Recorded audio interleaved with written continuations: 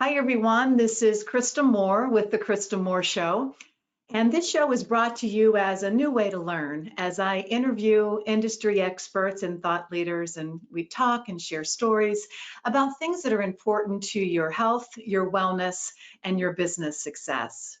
And many of you today are really worried. You're struggling, you're trying to figure out what the future holds and what the impact of all of this pandemic is going to be on your livelihood and your business. Well, today I have a powerhouse guest, and she is known as the voice of confidence for many small businesses. And her name is Suzanne Evans. I don't have her on video today, but I have a beautiful picture of her to share while she's talking. And I'd like you to welcome Suzanne Evans from Driven Inc. And she's here to inspire us and to give us some tips and techniques on how we can stay positive and continue to move forward. So Suzanne, how are you? I am well, and I am a real person. I'm so sorry about the kid. I think how you introduced just your segment and welcomed your listeners today is so relevant to what we're all doing, right? Like, we're all so dependent on technology right now because it is our way to communicate. And here we are. So at least they can hear me. You can't see me, but I actually think I was a little thinner in the picture that you have here. So I'm actually delighted about this. Okay, it's a beautiful picture. Well, and actually the sad part is you're right here nearby. You're in Chapel Hill. We could have done this in person. I should have driven over. Yeah, if we weren't quarantined so much, right? Exactly. Well, I really am so excited to have you as a guest. I saw you speak on stage at a NABO event, and one of my coaches and best friends actually has hired you as her coach, and she raves about all that you're doing for her and for other coaching clients. And I just thought, gosh, our community needs to hear from you. And so I'm thrilled that you accepted my invitation. Well, thank you. I'm thrilled to be here. And when the world is more settled, let's do it again in person. Yeah, absolutely. You can come to the studio and we'll be side by side. That'll make it fun.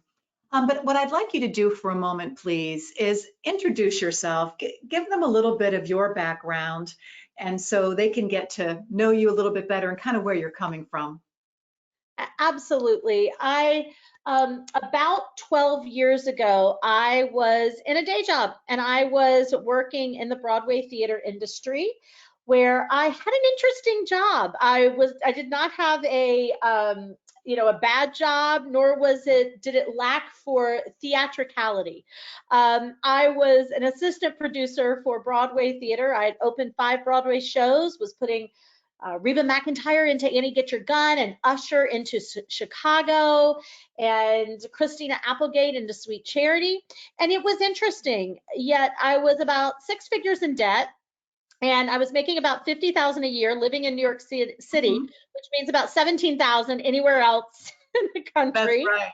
Right. And I call it the itch, right? I mean, people call it different things. It was everything is fine, yet it wasn't fine. Right. Mm-hmm. And I wanted to have more and do more and be more and experience more. And so I really started to seek out what I wanted to be when I grew up. And I landed on coaching. And the very short version of the rest of the story is I built a 6-figure business in the first year in coaching as a side hustle. I worked a 60-hour week day job. I built a $100,000 business on the side. I stayed in that day job another year and grew the business to $250,000 the next year. I then got smart and thought, okay, I should probably leave the day job. Yeah, get brave. Exactly. And so I did, and we were able to, in about 10 months time, then create a 7-figure business. And we've been blessed, but we've been blessed from hard work is what I would say with a multiple. Yes. And so, Dan, it's an amazing story because there are so many people that are out there today, looking for that hope and that inspiration. And I think you even started your business when it was in the recession. So you didn't come into it where you had a great network for this, or that, I mean, you started from scratch. No, I really didn't. And I think what's interesting is I was in New York during 9/11, and so I had seen the scrappiness of the Broadway theater industry and Mhm. how we came back from that and how we put butts in seats and how we made people feel safe to go to the theater again. And so, yeah, I started the business in 2008, and I think I was too ignorant to understand that there was a recession going on. Mhm. And what I mean by that was it hit me. It was like a spark. When I understood that I wanted to do something else, I just dove in. And I think that's such a lesson for the times we're in right now, is that you truly can build your own economy. And not that you should be tone deaf to what's happening or ignorant to what's happening, but you can be a little blind to what's happening and still Yeah. build. You know, let's talk about that for a moment. I would imagine that's one of your tips or tricks for those that are feeling very insecure or worried, and maybe, watching too much of the news, and getting all wound up over what the future might hold. And I remember, this is like a off the wall kind of story, but what this prompted was when I was in telemarketing sales way back when, I was told that July was the slowest month of the year, Right. that everybody's on vacation, nobody buys. And I thought to myself, you know what, I'm going to almost defy that. So I like kicked butt, sold more than I ever did in the month of July, and proved people wrong. And it was just kind of a fun thing for me to do. But it was my mindset that made me successful during the month of July. I Yeah. ignored all the naysayers about, hey, it's a slow month. What are your thoughts on just that attitude or that mindset as they start to approach what the future might hold for them? Well, I you could be more right. It's whatever it looks like, whether it's that sales are down around Christmas or sales only happen during Christmas or whatever that looks like. Sales happen when you make sales happen, right? And Yes. business happens when you make business happen. We are in a time right now where our sales are up by about 28%. And they're up by 28% because we doubled down and we hustled. And we also recognized that we couldn't have the same conversations that we were having 8 or 10 weeks ago. And that these conversations, it was important to say, what do people need today? So sales happen when you make sales happen, and sales happen when you have a rapid result to somebody's problem. I like to say, Krista, you don't have to beg a bird to eat breadcrumbs, right? That's their job. They want breadcrumbs. You walk into a park and you throw out breadcrumbs, pigeons will swarm you. You have Mhm. that type of offer. Sales happen in bad economies, good economies, downtimes, uptimes. But something that you just said, which I think is really relevant, is it's the messaging. Sure. And it's making sure that you're getting the right message out to the right audience, and it's what they want and what they need. So I'll give you an example of that. I'm seeing a lot of messaging right now for companies that are reflecting on the COVID-19, and buy from us, we're a small business, and so that's all great and dandy, but it's not unique, and it's not really connecting with that particular buyer. What are your thoughts on, just in general, how to approach new customers or existing customers with this theme of the pandemic going on and the coronavirus? Well, it's so funny, when I was struggling with my webcam before this call, I said I called our video tech within our company and asked him if he could help. We were talking the other day because we talk a lot about video and advertising and in media and TV and digital. And he said, can you sit through another commercial that tells us we're all in this together? He said, Yeah. because I'm a single man sitting at home alone. I don't feel like anybody's in this with me. And Hmm. it's exactly the point. Like, there's a lot of catchphrases, pivot businesses right now. Every talk that I'm giving right now, Krista, I have someone in the audience, virtual audience, I say, stand up and pivot 180 degrees. So they turn around and I say, pivot another 180 degrees. I said, look, I've officially got you spinning in circles. And Yes. that's exactly what a lot of the messaging is doing right now. Instead of, a lot of messaging is selling vitamins. I don't mean literal vitamins. They're selling these long-term, we're okay, this will make you better, this will save you, when we should be selling painkillers, right? People need a rapid results message, not a vitamin message. Yeah. So what would you say to your clients as you're coaching small businesses to, continue moving forward and to continue to grow at this time? What are some of the clear messages that you want to make sure you're sending to them? Yeah, so a couple of things. First, I'm telling everybody you've got to figure out the right now, the right after, and the forever, right? So there's this right now piece, there's this right after piece, and there's this forever piece. I have a 3.5-year-old son, and he wanted to do something yesterday that he looked at me and he said, oh, we can't do that because of the cold virus. And I said, no, buddy, we can't. And he broke my heart, put his little hand on my knee, and he looked me in the eyes and he said, Mom, when is this going to be over? And that's the question we all have. And while we may not have the answer, we do have the solution. Because the right now, the right after, and the forever strategy for your business is waking up every single day. We all talk about, we wake up every single day and say, what is the why of my business? You need to shift that question these days. It needs to be, what is the why today of my business? Because what you offered yesterday can quickly become irrelevant next week. That is how rapid things are changing. So really think in terms of right now, right after, and forever. Think in terms of stopping, pivoting, and plant yourself, because good tactics and strategies that work will work in good times and bad times, and you're not out blowing up your business and trying to put it back together again. And then the third piece is you do have the solution. The solution is exposure. Be in front of everybody all the time. This is a foot race right now, and typically the first person at the door gets the deal, gets the contract, gets the credit card. Yeah, and I love exactly what you're saying, and I almost want to kind of take a deep dive into each of those, if we could, please, because Suzanne, I think that if they could start implying those three things, then that's going to make a significant difference right away and keep us focused on the end result and the future. So Absolutely. why don't you say it again more slowly and start out with number one and give us an example of that. Go to two, give us an example. I had someone writing in, slow down, I'm taking notes. I understand. So, I am a and fast I talker. wanted to also, at this time, let me interject. I would like to offer to our audience, if you have questions for Suzanne, this is a great venue to get those answers. So go ahead and type in the chat, and then I'll communicate to her, and we'll get your questions answered as well. Thank you. Yes. So number one is that you have to be in front of everyone all the time. So we are where we normally would do a couple of lead gen strategies any given day in our business. We're probably doing 7 to 10 a day, because everyone is sitting at home a lot more.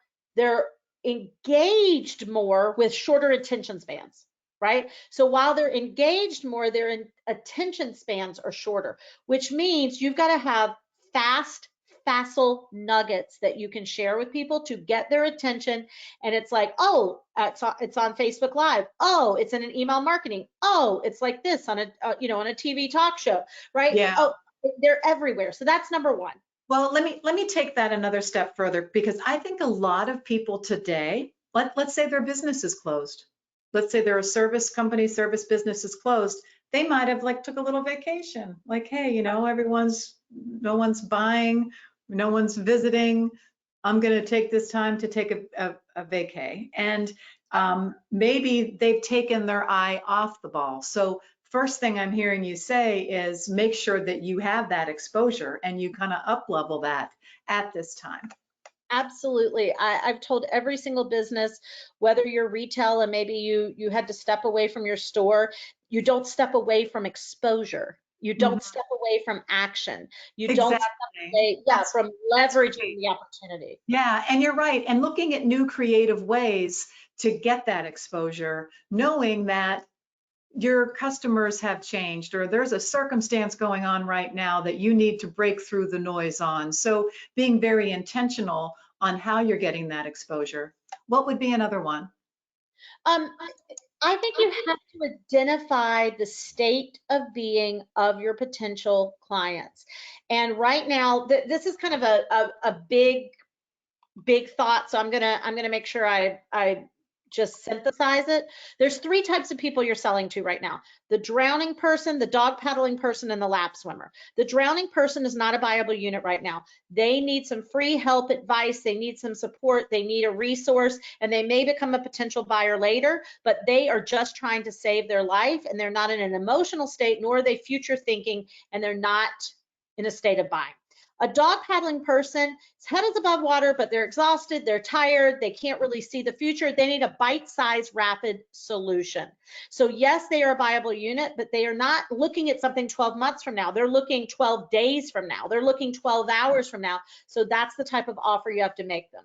A lap swimming individual, they're maybe not the most attractive backstroke you've ever seen, but they're making this work and they're in the game. They can see the future a little bit. They can look further ahead, and so they can buy a buffet item as opposed to a bite-size item. So I think it's critical that you identify the state of your potential customer or client, so you are not tone deaf, so you are not offering a yacht to somebody who needs a life raft.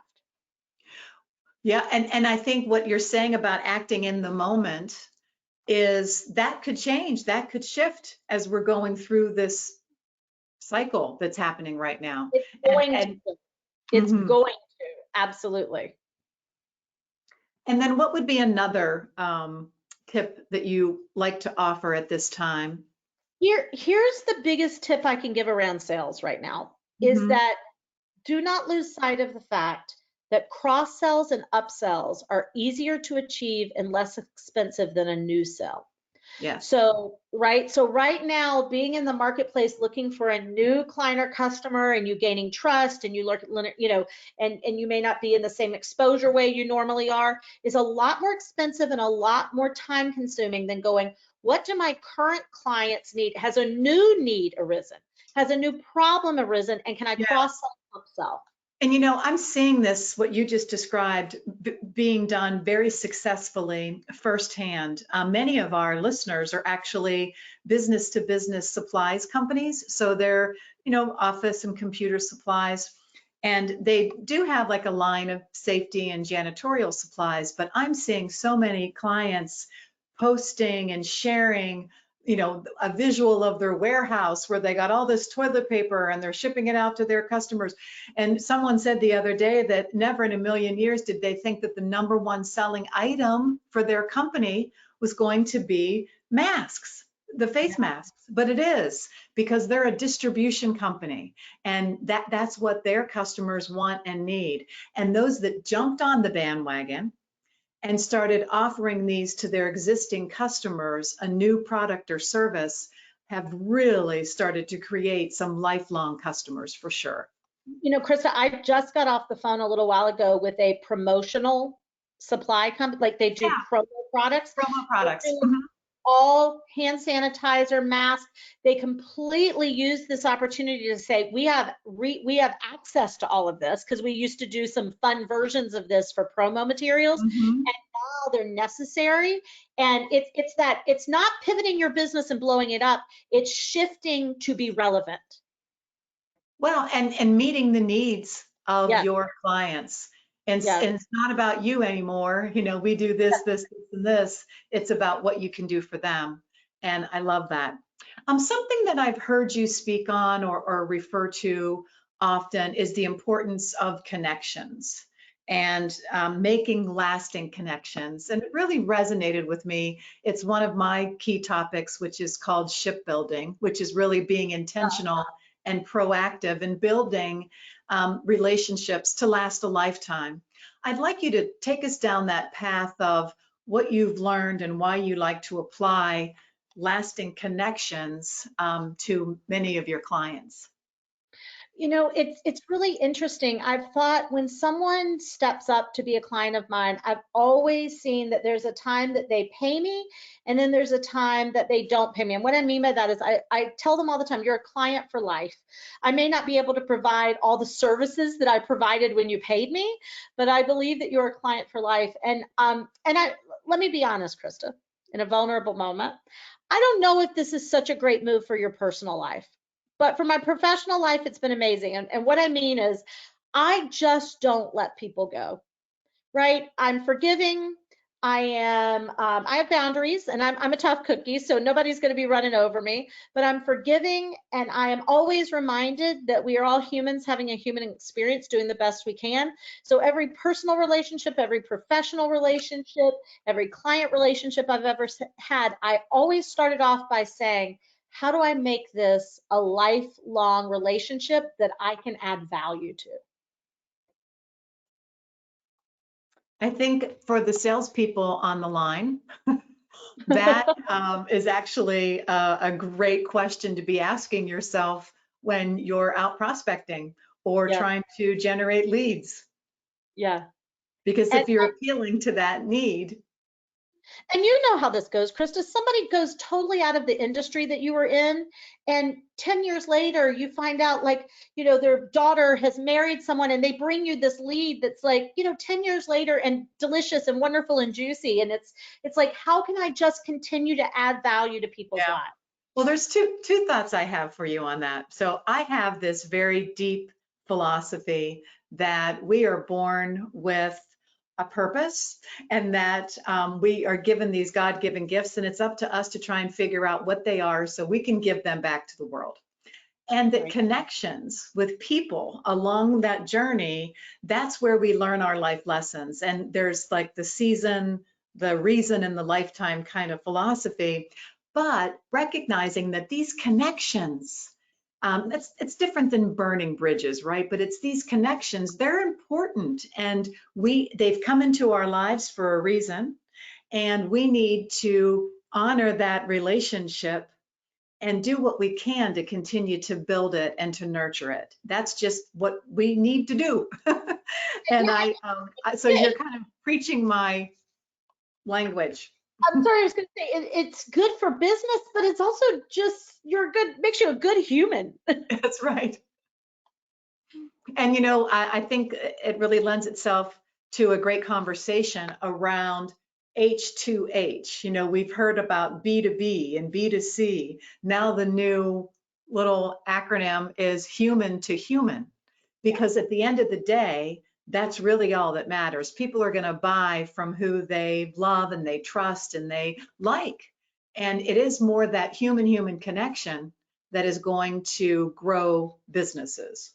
What are And your thoughts on that? And Krista, right now, when we are doing 95% of every transaction, every connection, every marketing moment, every sharing, our experience, all of that is done digitally, right, or virtually. It's like, you got to be the best human connector on the planet right now, because people can say what they want. We're going to robots, we're going to whatever. Listen, we're never going to get away from people. People need people. Oh my gosh, I'm about to sing a Barbara Streisand. Wait a minute. Suzanne, you can sing. I heard you. Kids, we'll just say I'm not warmed up today. Um, People need people. People want to connect with people, and virtual creates a wall. There is a wall there. It can be penetrated. It can be an amazing experience. And we know that just what technology brings us has allowed us to, long before coronavirus, has allowed for us to, see grandparents on the other side of the country, or, be visiting the Eiffel Tower with our sister while she's there. It's amazing. But it is a wall. And so you've got to be an amazing human connector, and you've got to up your human connection game during these digital times, especially. Yeah, and someone asked a question kind of along that is, how do they continue to prospect and get new leads at this time? Be curious, be caring, and be curious. Every conversation I have starts like this: Krista, how the hell are you? Because I'd love to tell you how the hell I am. Mm-hmm. Crazy times, isn't it, Krista? So I start with caring and being curious. That's kind of the communicative part of it. But Yes. you actually get the leads, you better get your butt into virtual situations. You better be in all of the networking groups virtually. You better join every association, organization, club you can that has your potential prospects in it, and be showing up online. And you better book yourself to speak and connect virtually. This is like my 6th virtual quote unquote stage this week. Yeah, And if you're not finding those experiences, you need to get out a shovel and start digging. I agree. Love that advice. Now, I have to ask you something, Suzanne, because you have this whip smart business style, like take no prisoners approach to your coaching, and your company has grown tremendously because of that. And you've got some wonderful, talented coaches on your team. I want to know more personally, where does that gift come from? My mother, she was, I'm a 7th generation farm family. So my work ethic comes from my parents and I think the farming side of things. And the tenaciousness and the quickness comes from my mom. My mom was a very successful basketball coach and a very successful basketball player. And Oh, that's great. That's cool. yeah, Not too many people can say that. yeah, I played for her, which I don't know that I'd recommend, but I played for her and I rolled my ankle in a state championship game. And I came to the sidelines. I said, Mom, I think you're gonna have to take me out. And she goes, what's the rule? When do you have to come out of a ball game? I said, if you're bleeding. She said, are you bleeding? I said, no, I'm not. She goes, win the game. I've And she told that, sent you back in. yeah, I've told that story, Kristen. Some people are like, oh my God, best moment of my life. I Yeah, am able to play hurt when other people step out. And I think that is one of the keys to success. I like that. I like that story. Thank you for sharing that. And I have one more question for you. I'm curious as to what you were doing in 4th and 5th grade. Like who were you before the world told you who you should be at that innocent age of 10? Yeah, so that was Miss Edwards and Miss Sutton. I was just thinking who, right? Miss Edwards Yeah, and Miss Sutton. we remember our teachers' names. Isn't that something? Yeah, at that time I was a professional water skier and a professional actress. I was traveling the world trick water skiing. I was 11th in the nation. And when it off season of water skiing, I was a performer. And one of the things that came very early in life for me, which my sister says it a little different than I do, is certainty. And so I was always a very certain kid. Mhm. I was always certain that even if I got it wrong, I would get something from it. Here's what my sister says about this a couple of years ago when we were headed to Jackson Hole to snow ski. She said, Sissy, sometimes your certainty outweighs your skill set. Let's not kill ourselves snow skiing.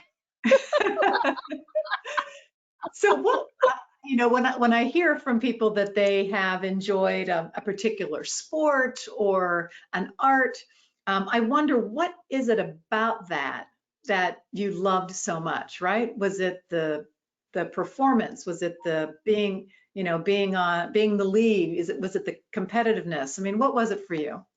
Yeah, I am very competitive, and I think again that came from my mom and being a coach. So I I think the number one thing that my parents taught me, which I think will answer this question, is parents teach kindness, and great parents teach kindness and teach Mhm. cooperation and teach all of that. My parents really spent a lot of time teaching us to win and the value of winning and the importance of winning. So I participated in a lot of things that it was about winning. Now it was also about losing, right? And it was about learning how to lose. But they took great pride in teaching us that do not be ashamed of winning. Do not be ashamed of trying to win. And there's great honor in figuring out how to be a winner. Yeah, I love that story. And it really, for me, it kind of is like playing connect the dots a bit. Now I understand you personally more, where Yeah. that kind of grit comes from and how you're able to develop that into a very successful coaching practice.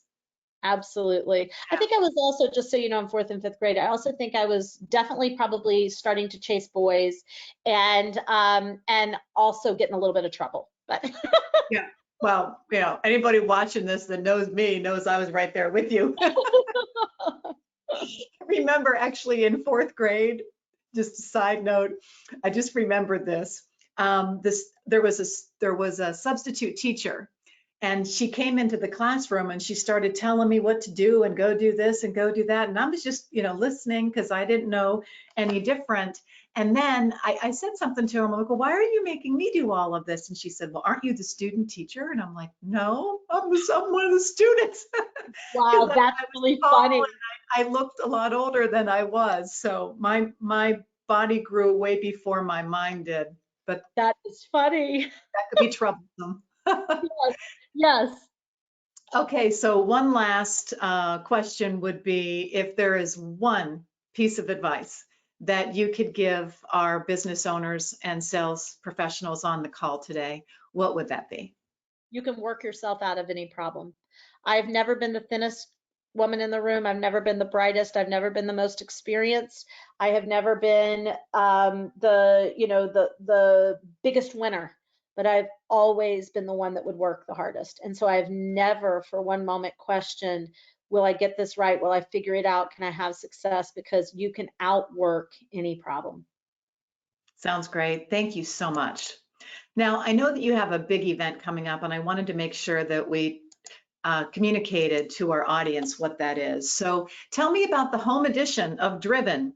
We're so excited. We've been running events for 10 years. I come from the Broadway theater industry, so we put on these big productions, and we get to do a home edition this year, which means I may even have an opportunity not to wear high heels a couple of times and sneak in some bedroom slippers. But no, we're doing Driven Event, the home edition. It's a 3-day business building event to grow your sales, to grow your client base, to grow your leads, to grow your business. And we are really turning it into an extraordinary kind of binge-worthy, interactive. We've got ways that people are going to partner together in small group training. So it truly is going to be like being in a hotel ballroom, but from your home office or from your home. Oh, that's great. I look forward to that. Now, I'm actually showing a couple of slides here, Suzanne. I'm not sure you can see that, but I wanted to make sure that I shared with them what the general admission is and what they get and all of that, because there are folks on the line that might be interested in this, especially since it's a home edition. And then you have an early bird special. So for you guys, early bird ran out, but we're extending it to your community. And okay. Yeah, it's $97. So don't go to the main website. I think you have a link here coming up. Yeah, we got a special link yesterday. So yeah.